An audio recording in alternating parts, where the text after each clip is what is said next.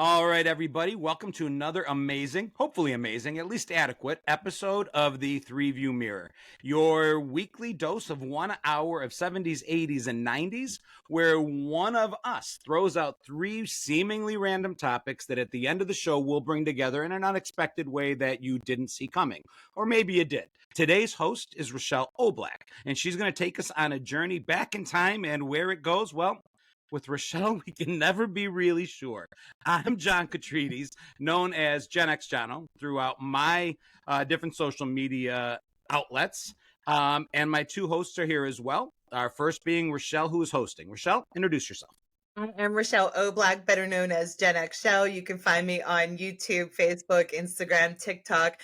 And in general, I love bringing back the memories, the nostalgic memories of the 70s, 80s, and 90s. And I'm Chris Clues, better known as Chris Clues, keynote speaker and author. I talk about and write about the workplace and life lessons that we can learn from 80s pop culture. I'll throw it back to Chelle since she is our hostess for the day. Yes, I have three wonderful topics for you here today. I think we're hitting more straight up 80s today with my topics. And I know that I have high hopes today that you're going to be able to put these three things together in our last segment. Our three topics are Alf, MTV, and Knight Rider. And for all of you out there, these two have never heard these topics until just this very moment. So they're hearing them at the same time as you. Wow. Alf, MTV, and Knight Rider.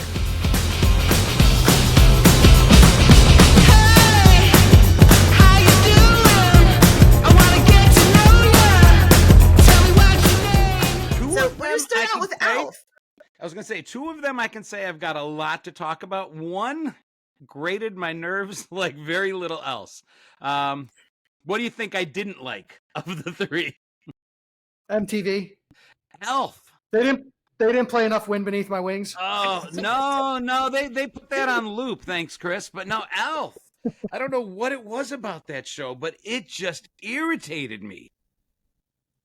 You know what? It was, when you look back on it now, you start thinking about what a just absolutely silly concept. And the show was actually a pretty big hit in the 80s. So family comedy.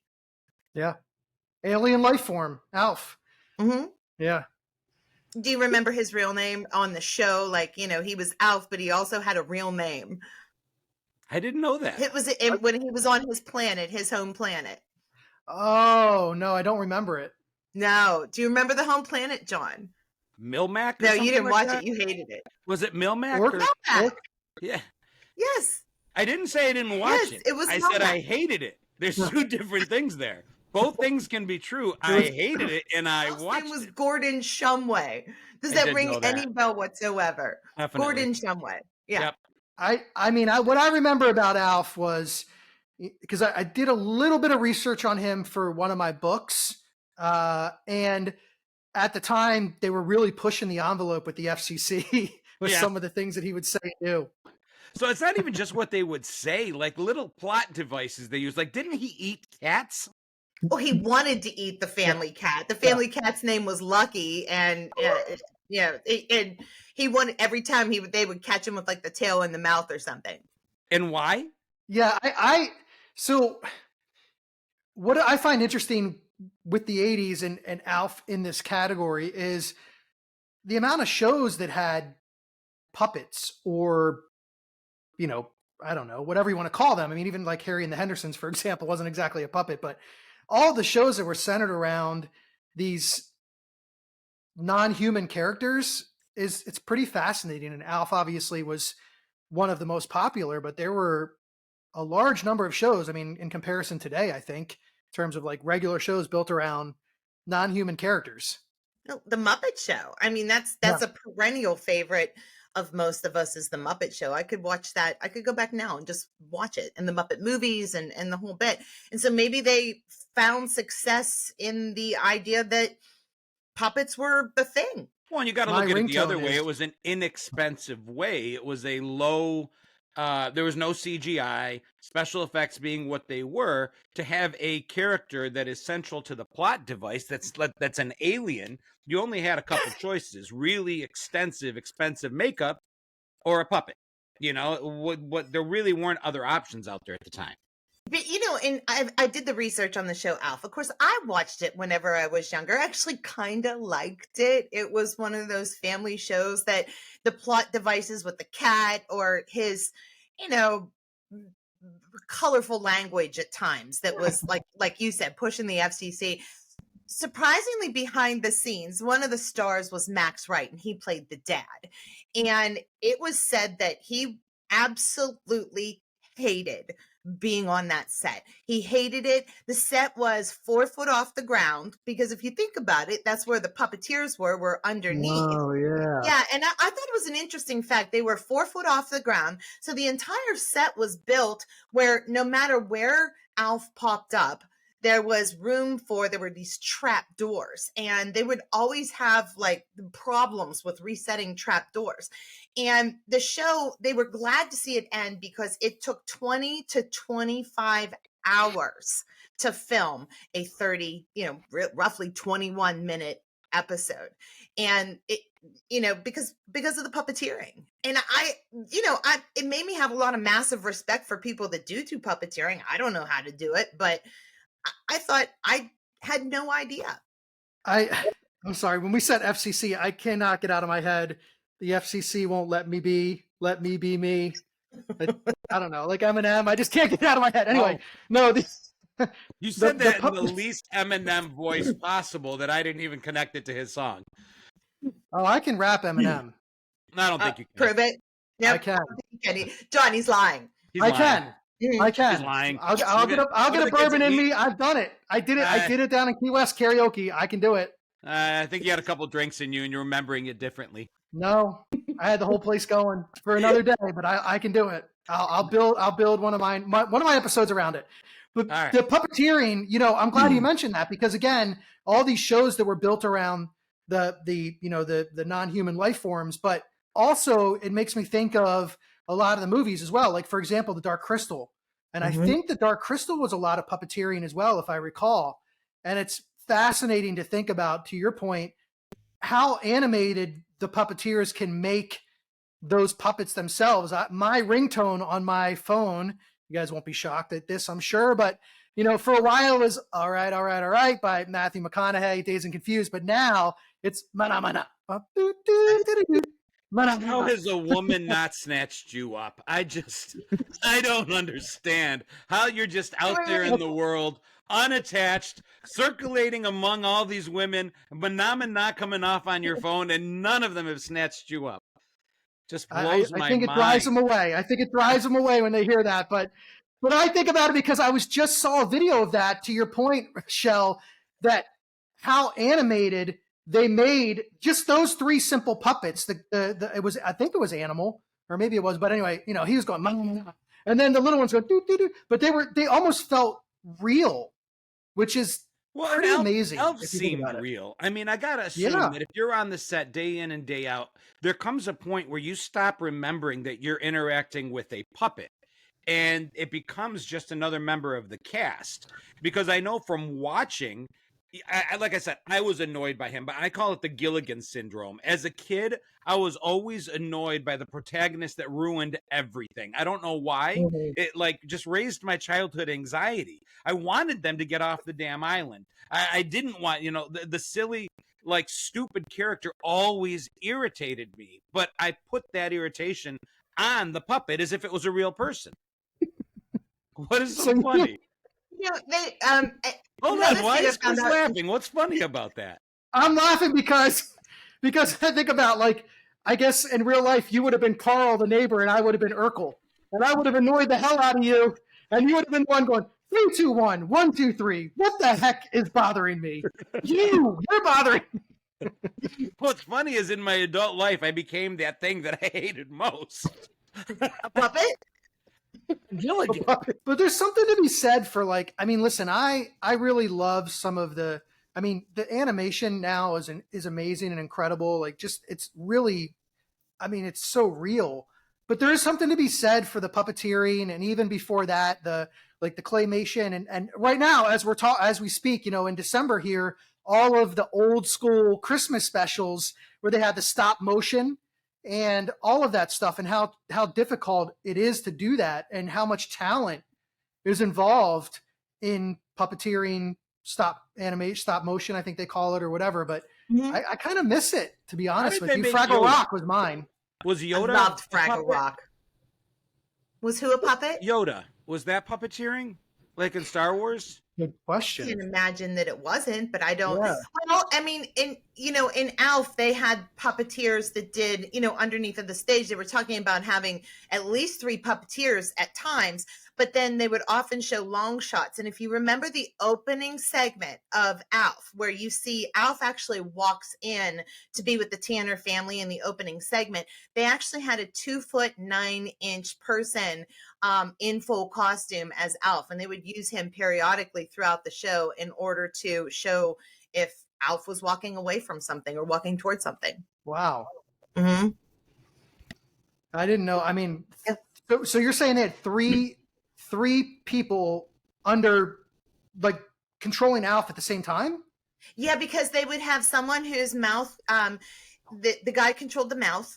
And then they would have someone who would control, if he had to use 2 arms, one was usually a human arm, and it was a human arm inside of the costume. And then the other one was usually the stick arm that, so they had to have somebody operating the stick arm and then the real arm that would grab stuff. And then there was the actual puppeting.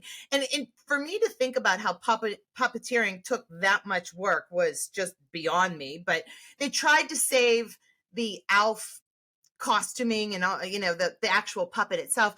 And you'll never believe, I found this out. I thought it was really cool. So they had a substitute Alf that they actually called Ralph.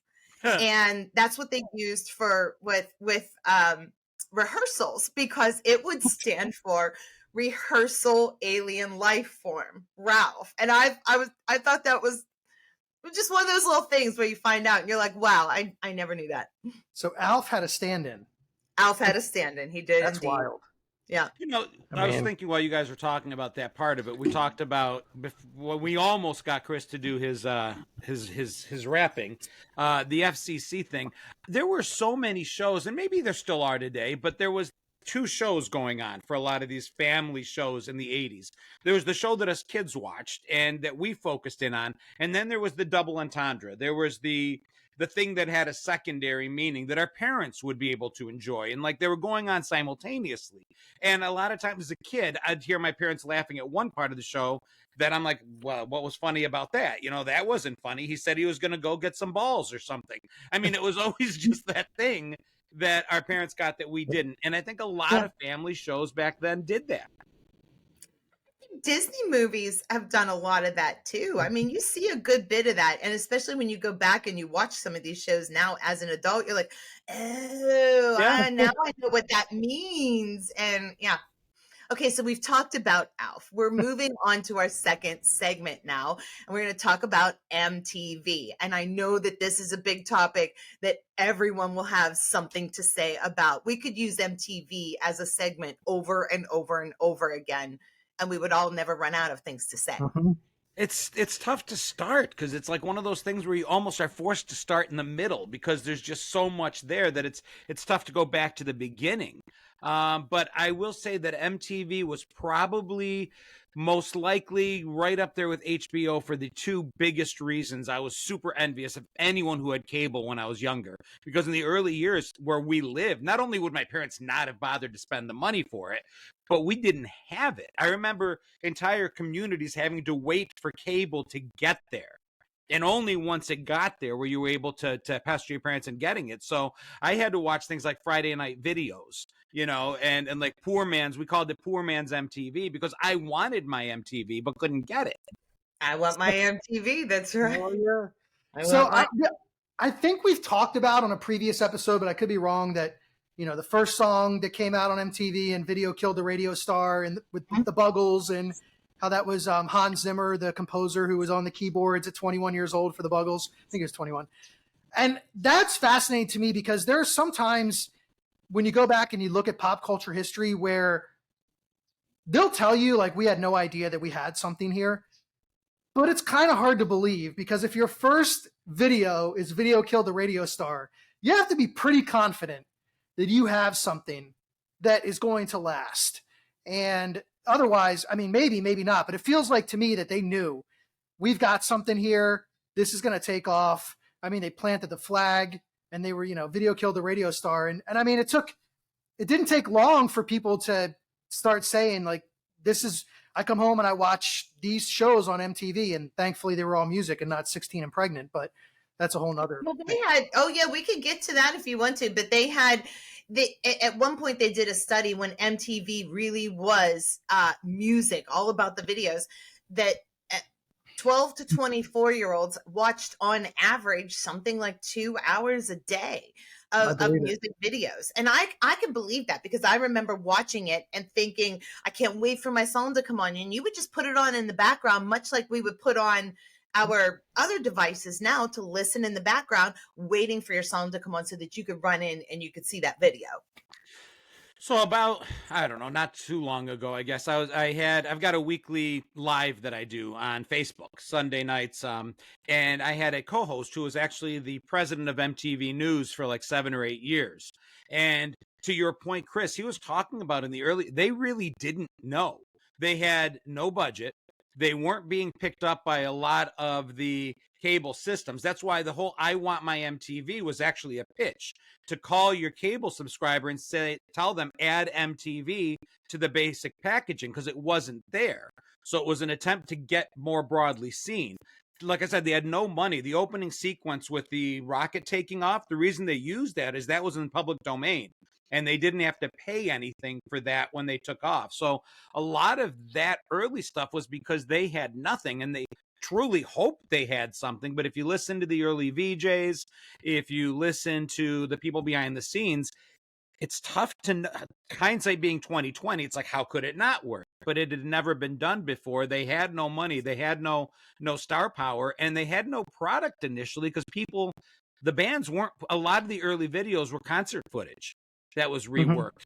It only took off through Thriller, through Madonna, through the stars themselves making mini movies out of the videos. And that's when it stopped being something we played in the background, to Chelle's point, and really became something that, no, we were sitting front and center and watching these mini movies. Some of them as long as 2 or 3 minutes before the song actually started, they had the storyline behind it. I didn't realize when there was on the left-hand side, you always saw the name, the album, and the artist, the artist, the title of the song, and the album. And that was where we got a lot of our information. Like, oh, I didn't know that was the name of that album. Oh, I didn't know. I'm going to go buy that album. And that wasn't done before. Even just reading those names was almost like a little bit educational, finding out, oh, now I know who sings that song. Yeah, and I can say that I got a lot of my introduction to music beyond just the music that was on the radio was because 120 Minutes on MTV, Yo MTV Raps. I mean, these shows that were on, and I was right in front of the TV when they came on, because I wanted to know, what am I missing in music? I think it's, honestly, I thank MTV for why I have such a diverse appreciation for different types of music, because I don't know that I would if not for MTV. It really did a great job exposing all of us to music beyond either the top 40 or maybe music that our particular group or clique would listen to. And I got introduced to all kinds of music. And I love MTV for that. I wish they didn't stop doing music. And of course I love them for some of the videos too. Like, I mean, I waited for the Twisted Sister videos to come on. I of course waited for Hot for Teacher. That was my favorite video for a long time. Tawny Katane on the front of the car. Here I go again. Yeah. I mean, Samantha Fox videos were always good. I mean, it was, they owned the 80s in terms of, pop culture. I mean, I really feel like MTV just really owned the 80s. Headbangers Ball? Yeah. That was more YouTube. Yeah, I love that. I just would sit and wait. I mean, hoping against hope. Well, bet. Please, just play bet. Play bet. Look at the confusion on Chelle's face if you're listening to this and not watching it. Yeah. Wind beneath my wings, babe. Yeah. See, I You said play. I thought you said play it back. I'm like, I'm waiting for the No, punchline. Bet. Play what back? Play Bet. Which was an awesome music video, by the way. She never looked nicer. Listen, I've never seen the music video because I wasn't obsessed with Wind Beneath My Wings. You're lost. She wasn't a good movie though. Ruthless People. That's a very funny, that was underrated, an awesome movie. Underrated comedy from the '80s. Ruthless People. Yeah. You know, we talk about I wish it never stopped playing music. I'm a bit of a hypocrite because I agree that I loved when MTV played music videos exclusively. I thought it was really cool. But Real World, New York, like I remember being a young adult. No, I mean the early ones, you can make a face, Chris, but it was entertaining. It was a time and place when reality television wasn't oversaturated. And if you watch the first couple seasons of that, it was more documentary style than it was let's create fake drama. The drama that showed up really happened. And it was the first and probably most real reality television that there was for a while. And yes, it paved the road for 16 and Pregnant and, you know, a lot of other stuff that me personally, I don't find any, but I enjoyed watching those and they were a big deal. Jersey Shore. Yeah. I only remember one character from Real World, and it was only because he's named after like a piece of sports equipment. Puck. Oh yeah, name, right? Puck. Yeah, that was Real World San Francisco. Well, I mean, there was some. Eric Nies went on to do some stuff actually for MTV. He came over from the Real World. There was a United States U.S. Senator from, was it Iowa? I'm not sure where. He just retired. He was one of the actors on the Real World San Francisco. Went on to have a career in politics. I mean, pretty decent pop culture stuff coming out of it for sure. I think when I asked my husband, I said, what is your memories of MTV? One of the very first things he said, being, you know, a slightly immature Gen Xer, you know, it was Beavis and Butthead. You know, he just starts going, I am the great cornholio. I need teepee for my bunghole. Yeah. Oh. I love Beavis and Butthead. God, John's the adult. I didn't like it. That wasn't my thing. I guess I was more mature then than I am now. They annoyed me. You know, fire. Yes. Now you're both annoying me. I love the cornholio. The cornholio is hilarious. The great cornholio. So I you know, now that you brought that up, I was going to mention something earlier too. There were a lot. There are at least a handful of movie directors that made their start with music videos. And you know, the reason I bring that up is because Mike Judge, who was, you know, created Beavis and Butthead, has gone on to do quite a few things as well beyond that. So the other thing, if you're a comic book geek, Judd Winnick, which was another character, another actor, another Real World alumnus, went on to become huge in DC comic books, wrote Green Lantern and was an artist and did a lot of that. So again, for me, because there was an intersection, I've always been a little bit of a political junkie and a comic book geek. It was cool seeing these people come into different parts of my world. Yeah, and you know, you're right. Like the crossover, that's a big thing for that MTV did with pop culture is that crossover, and you know, where it also again launched a lot of careers outside of music that started within music. And I was looking it up because I knew that there were these great directors, and just looking it up, David Fincher, if you know him, the director for, you know, I mean, Seven is my favorite from him, but Fight Club. I mean, it says here that he did Janie's Got a Gun, Paul Abdul's Straight Up, Madonna's Vogue. And there's a list of like 10 of them right here that, I mean, Spike Jonze, Antoine Fuqua is one of my favorite directors. He did Training Day, if you've seen that, and The Equalizer. And, well, he did Coolio's Gangster's Paradise, did that video.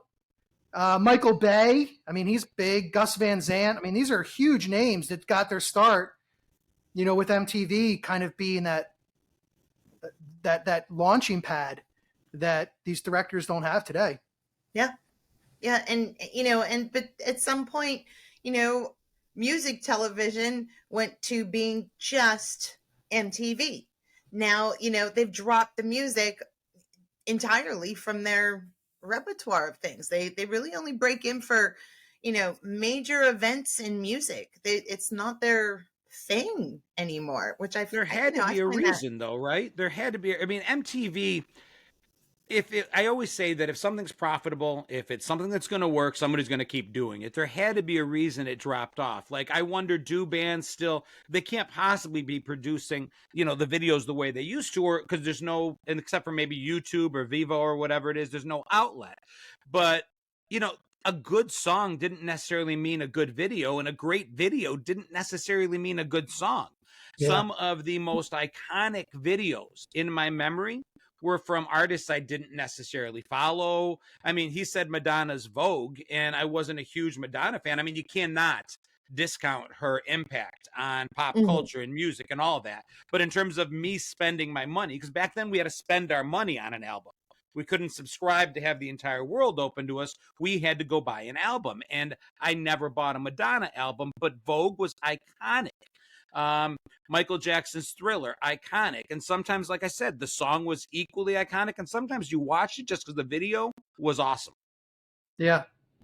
You waited all day long sometimes for a video to play, especially Thriller. And then remember when they would cut it down and they would make it shorter, and you missed all the good parts of it, the beginning with Vincent Price and the whole bit. And, you only got to see, I have to wait. I have to continue to watch MTV because I have to see the entire Thriller so that I can learn the dance moves. Because prior to MTV, that was the only place that you could do it. And you weren't recording it on your VCR either. To try the MC Hammer dance and break both my legs. Yeah, I mean, they and you bring up, again, going back to the crossover and MTV, it is a good question. Like, I don't know when MTV really made that shift from entirely away from music, but there are a lot of music videos on YouTube now. You can, most of them, they still do videos and they just release them on YouTube. And I guess maybe that just made it kind of, MTV was just not they had to find other outlets. But MTV also, they were in the film business as well, because if you remember, I mean, I'm sure there's more than this, but one of my favorite comedies was an MTV film, and that was Office Space. Yes. And so, they were finding, to your point, John, other outlets that were, maybe more financially viable than music videos at that time. But I would love to see music videos again. I mean, I loved. There are channels. MTV2 is that on? That's on my cable subscriber. It's old school MTV type videos. Oh, really? Yeah, and I didn't have that. Yeah, it's there. I don't watch it, so again, the hypocrite in me, I'm like, I want it back. Oh, it's back. I'm not interested. Well, they have a whole. I mean, they started the VMAs. I mean, there's the whole. And the VMAs are worldwide, and there's and country music television. They were responsible for all of this. So they, what do they call it? What the CMA, is it the Country Music Awards? Yeah. Video Music Awards, yeah. Moon Man, which is a moon person now. CMT channel, I think. The last thing I'll say on the segment is that MTV, Rochelle, to your point, started with music and then moved on to programming, and then to Chris's point, moved on to movies and actually broke through television. It also gave Gen Xers a voice. It amplified our voice because we were the lost generation, the slacker generation. We didn't really have a voice. And then here comes MTV, and it looks it doesn't look as monumental with hindsight looking back, but MTV rocked the vote. And young people never vote in large numbers, but MTV moved the dial on it. And I know some people will say, depending on your political slant, that MTV slants one way or slants the other way. But the truth is, if you look back, their message was just go vote. They brought Bill Clinton on. They brought actual presidential candidates onto MTV and asked them questions that young people had an interest in. And that had never been done before. I mean, there was the moment where they asked Bill Clinton if he wore boxers or briefs, which kind of brought that down. But it made news. It made public events, current events, politics accessible to us, and also made our voice accessible to each other, which if there's anything that I look back on and say my favorite part of MTV, ironically, it's not the music or the programming. It's the fact that the first time I felt seen as a young adult, I'm like, holy crap, this is about me. I think of it as the rebellion too. Yeah. MTV kind of hit popularity as Gen X was hitting those years when we were feeling that rebellion, teenagers to early 20s, and MTV wasn't afraid to tackle certain topics, and probably still isn't. I haven't watched it in years. I mean, I'll be honest with you, but they were the rebellion that we wanted to be. So they gave us wings. Not wind beneath my wings, but wings. I mean, I also think, to John's point, MTV News with Kurt Loder, I mean, there was actually a news segment, and it went beyond music. And so we did actually have an outlet for news, because we weren't watching the ABC nightly news at 6 p.m. But MTV News with Kurt Loder, yeah, I'm in. I'll watch it.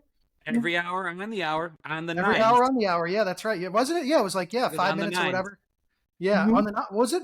It was on the nines. On the nines. Sure. Yeah, I mean, so you're right in that respect. Although I will say that was the educational aspects of MTV was not my favorite. Mine was, David Lee Roth, California Girls, etc. But that was me. And and like I said, Twisted Sister.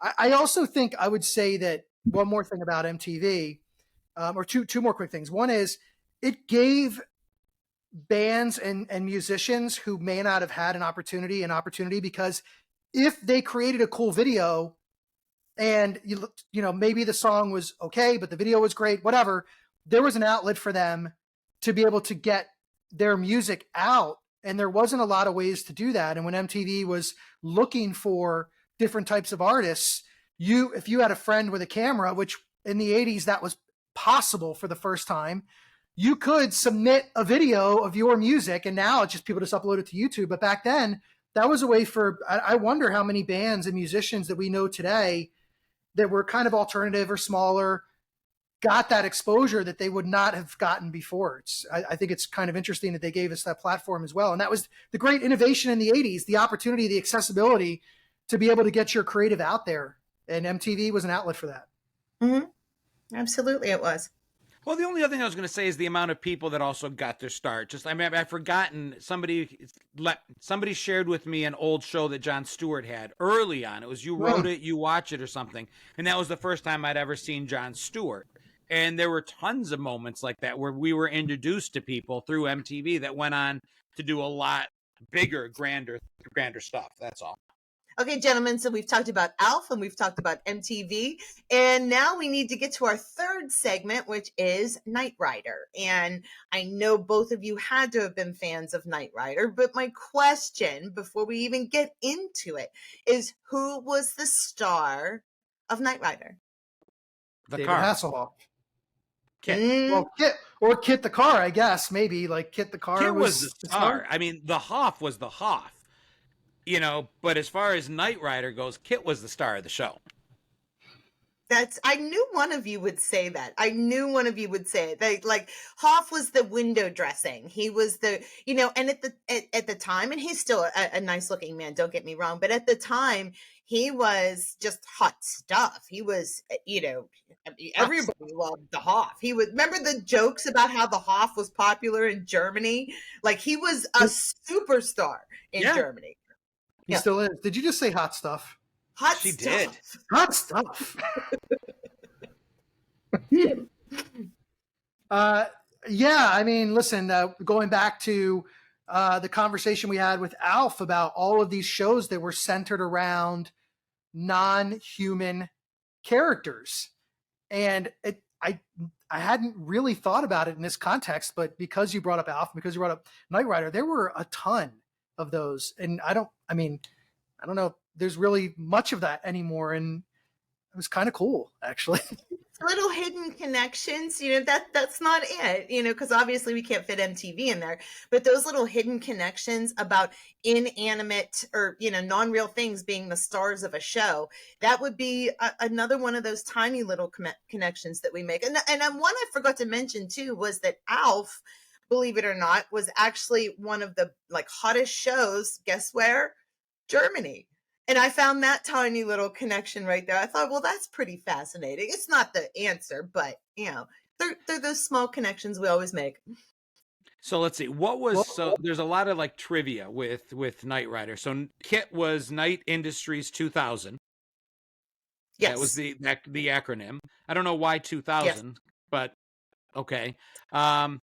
And I love that, like, it starts the pilot episode, the premiere episode of Knight Rider falls into so many like 80s era television tropes, like the change my face trope. Like almost every show in the 80s, somebody at some point, whether an actor over negotiated his contract and was let go, or for whatever reason, but one of the main characters would undergo surgery and they'd give him a completely different face, which to this point, despite the facelifts in Hollywood that we see, I don't think we can do that yet.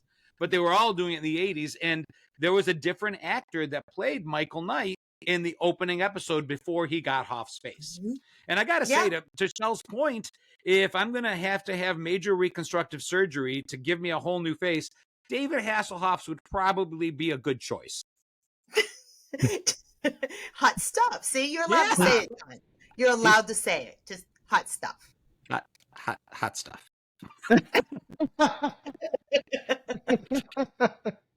It's a whisper. There's also like, the product marketing around these shows when it came to, Knight Rider and Alf as well, but in particular Knight Rider. There were plenty of kids under the Christmas tree or on their birthday who were getting something around Knight Rider, whether it was, a little KIT the car, Matchbox car, or it was the action figure that we've talked about action figures in the past as well. There was a lot of product marketing around that show. And that was really, I guess there was a little bit of that in the 70s, but really in the 80s, it just kind of exploded because they made a show and then they're like, okay, how do we make toys out of this? Yeah. Yeah, and do you remember they had the mobile command center, and the KIT would just it was a big interesting thing to see a car rolling into another moving car at that time. It was fascinating. It was something that you hadn't really seen before. It was the Flag Mobile Command Center. It was the big semi. It was a big semi. Yeah, and I'd forgotten about that. And speaking tropes, it just occurred to me, like I was trying to think, what's your favorite KIT episode? Another big 80s trope, 70s trope was always the evil twin. You always saw it, like where in Bewitched, she had her cousin or sister, whoever it was, they just put Samantha in a dark wig and now she's the evil twin. I Dream of Jeannie, she had her evil twin, same actor. And KIT, as the star of the show, had his evil twin, which was Karr, Karr, I think. It was the evil version of KIT. And it was just another trope that, they fell into. And it was one that it just was cool to me. And that's probably my favorite episode. I just remember being really excited that it was KIT versus Karr. And again, they were toys, Chris. You could buy KIT, you could buy Karr.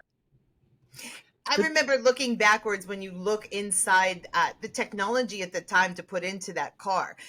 I remember watching this show thinking, wow, look at the inside of that car. It's so amazing, KIT. Oh, I want one of those. It was a Pontiac Trans Am, which I wanted anyway. But the look back now, and it's just a bunch of like LED lights. And, you see it and you're like, wow, that was not very advanced. But at the time it was. Yeah, at the time it was. That was back when, the cool car was people getting a Fiero. Of all things. So, it was definitely, and there was something that one of you, the evil twin. My mind goes to, of the Friends episode with Dr. Drake Ramore and his evil twin when they had Brooke Shields. Yeah. and they're all throwing the water in his face. But I and you left the toilet seat up, you bastard. And those were like some of my favorite 80s era moments, though, were those tropes. There was the evil twin trope. There was the change your face trope. There was the hit on the head with and you got amnesia trope where the main character forgets everything. which to my knowledge, I don't think has ever happened to anyone, but right down to Happy Days, I think every single show at some point, someone got bopped on the head and now they forgot everything about their lives. There was the going blind trope. Again, usually a head injury or something would temporarily render them blind. It was just kind of neat. And we would watch them go from episode to episode, show to show. And they were some of my favorite episodes that would fall into these tropes. And I thought that was kind of cool. Yeah, Little House on the Prairie, I think did. Oh no, she was blind in the show. No, she woke up blind. She got blind. She woke up blind. Yeah, that was a horrifying moment in my young life when Mary Ingalls woke up screaming, "Pa, Pa, I can't see." I mean, that was. I remember practicing as a kid, closing my eyes and trying to get from like one room to the next. Did you guys ever practice being blind just in case it happened? No, in my it was younger in my school, they actually taught us I don't think they do it now. I don't think there's time in the curriculum, but that's a whole nother topic, where they taped our thumbs in and they had us try to do different tasks. They put these special headphones over us. They were trying to do disability training and disability things to get us to understand what it might be like to be disabled in some way. And they had all of us in elementary school doing these things. I thought it was fantastic. I wish they'd bring that stuff back. I actually think that's a really good idea. And unfortunately, at my school, all they did was give us an egg and say, go take it home and it's your baby. Oh, I remember the egg baby. I was just going to go back to the coolness of the car that you talked about with Kit, with all of the interior and the cool things that were going on. And again, like now I think about shows that were centered around cars or transportation, because you had the General Lee, you had Magnum PI's Ferrari, you had you had Kit, you had the A-Team's van, and I'm sure there are a lot more of them that were centered around, or at least had a character that was a vehicle. And that was what that show was known for, which is kind of cool. One of Rochelle's videos that she has out on her social media platform, I think one of the ones that you did that probably performed really, really well, was centered around like the cars that were in the shows. And she did that. She showed all of those vehicles. And to your point, Chris, that video did ridiculously well because a lot of us have sentimental attachments to those cars. They were so cool. Even going all the way back to like Starsky and Hutch's car, those the cars were co-stars of the show. The Gran Torino. Yeah. But that video was extremely popular for me on almost all of my social media channels. So it's out there somewhere. Okay. There was a period in time where it became really popular too. Like one of the things that started happening outside the shows were the two-tone vehicles, where they started painting the bottom half of the car one color. And I hated when they did that to Kit. When Kit got a third or fourth or fifth season, it wasn't just a black Pontiac Trans Am anymore. The bottom was like gray. Do you remember that? Yeah. Gold? I was in my head, I was thinking gold. I thought gold too, but maybe I'm pretty sure it was silver or gray. But in any event, I remember as a kid hating it. I wanted the car to be like just this sleek. I'm like, why? It didn't need to be done. But I think that was a jump the shark moment. The minute they painted Kit, and that was it for the show. It was over. One of my favorite iconic things about the show was when Kit talked and the little red light beamed across the front of it. I can remember as a kid being fascinated, thinking, I want a car that can talk to me. And the funny thing is, though, we say we haven't made it that far, but the truth is there's a lot. My car can talk to me. I mean, you can put an Alexa in your, she's going to trigger now. You can put an Alexa in your car. You can put, you can get your car to talk back to you. I get Siri to talk to me all the time. And, I tell her what to do, so she talks back to me. So in a sense, Siri and Alexas and Googles have all been input into our lives kind of, and they do what Kit did, other than, I don't know. Well, Kit had indestructible windows and, no, they're there. Kill any other car. But think about it. What would Michael ask of Kit? Kit, find me the fastest way to get XYZ wherever I'm going. And I mean, GPS. Now the interesting thing is I think there was actually a satellite. I think Knight Industries had a satellite in the sky that allowed Kit to do that. And that was before we had global positioning satellites, which is, sometimes I forget that GPS is an acronym, but we'd get used to saying it. But yeah, those things that Michael would ask of Kit absolutely happen today. The diagnostics behind the scene, cars being able to tell us what's wrong with them. That's all there. There's not much that's not. And tracking us. Let's not. I mean, everything that we do tracks us everywhere that we go. And at least like with Kit and Knight Rider, he was asking it to do really cool things, because one of my favorite cartoons was the Wonder Twins, but I always got frustrated because it was like form of an eagle in a bucket of water. Like, this sucks. Like, be like a Tyrannosaurus Rex and a meat cleaver. Like, that's what I want to see. Like, I want to see some kind of destruction and cool stuff happen. Like, yeah, but Zan couldn't be a meat. I guess it could be an ice meat cleaver. That was Zan's power was pathetic. Zan could only turn into water. Jaina could be any animal she could imagine. He had to be water. Yeah.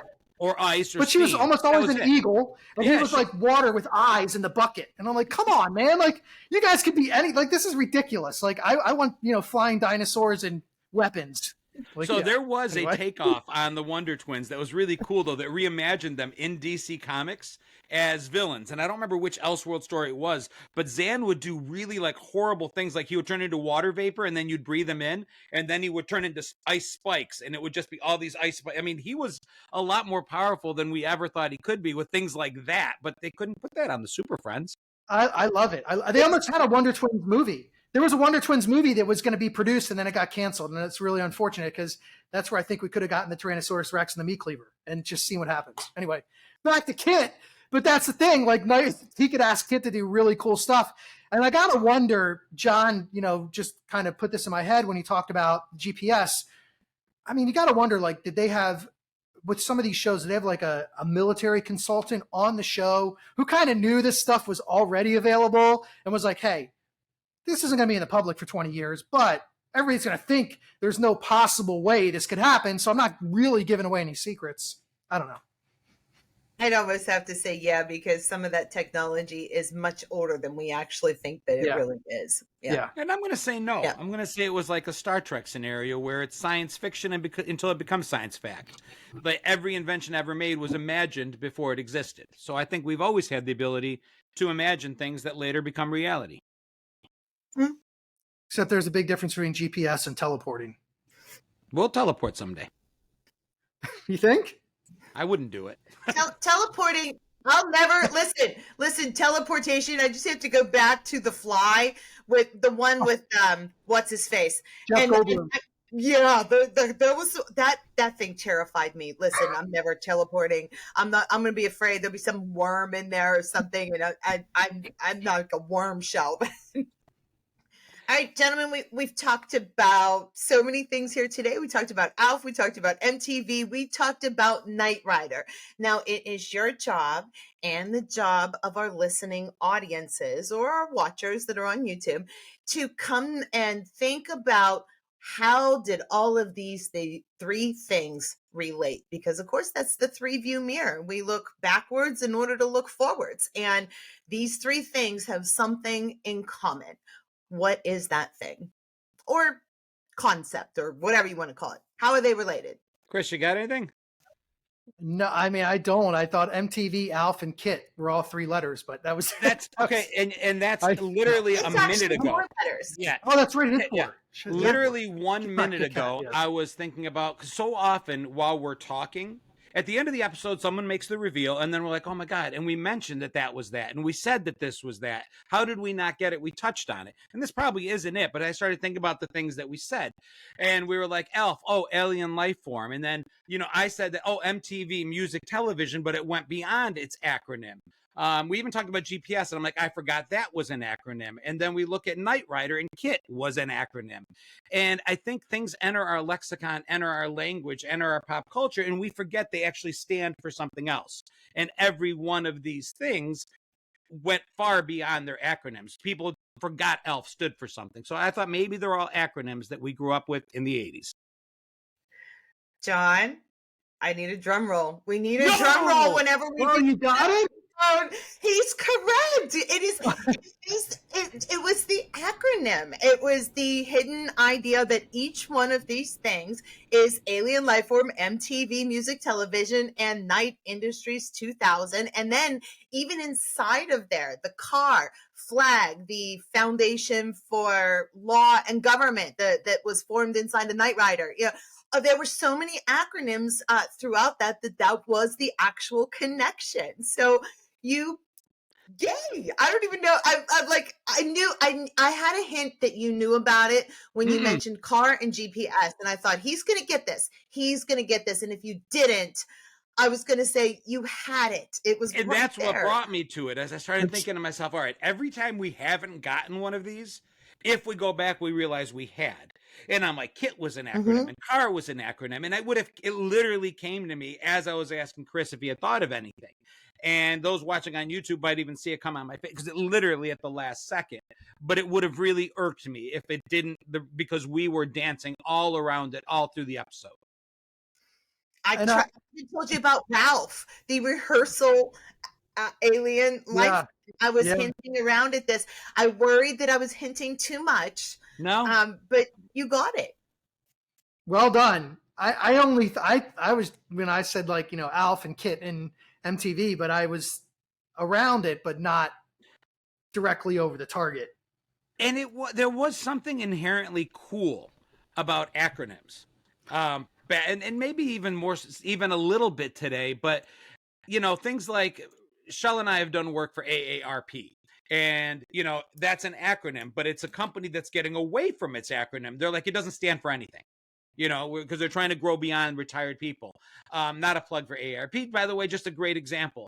And it's today, the acronyms don't mean anything. MTV is still MTV, but it's not music television. They've abandoned what the acronym is. But in the 80s, there was something really cool about shortening things and having cool little acronyms. And, you know, they built concepts around, okay, come up with a word. And the word came first. They're like, now what acronym can we create to get to the word we want? Like, I'm sure car was the concept idea for the twin. And then they had to back into what letters can become that for us. MASH. MASH was MASH was I can't think of it. Tell me what I can't ambulance, mobile. Anyway, my dad would know this one because I had to watch MASH and Andy Griffith every night at dinner. I would say when I was little. I mean, also like we were taught an acronym. So KISS, Keep It Simple Stupid, was one that I never forgot, and also meant kids in Satan's service as well. If you had religious people around you, KISS, the band KISS was like, oh, that means kids in Satan's service. I'm like, what? Oh my God. Oh, yeah. I forgot about that. We used the girls all did one called SWAT, SWAT, which was sealed, or a SWAT. Sorry, SWAT. Sealed with a kiss. We would, you know. Oh, I do remember that one. Yeah. We put SWAK at the end of every one of our, because of course we passed notes in school, and we put that at the end of every one of our notes.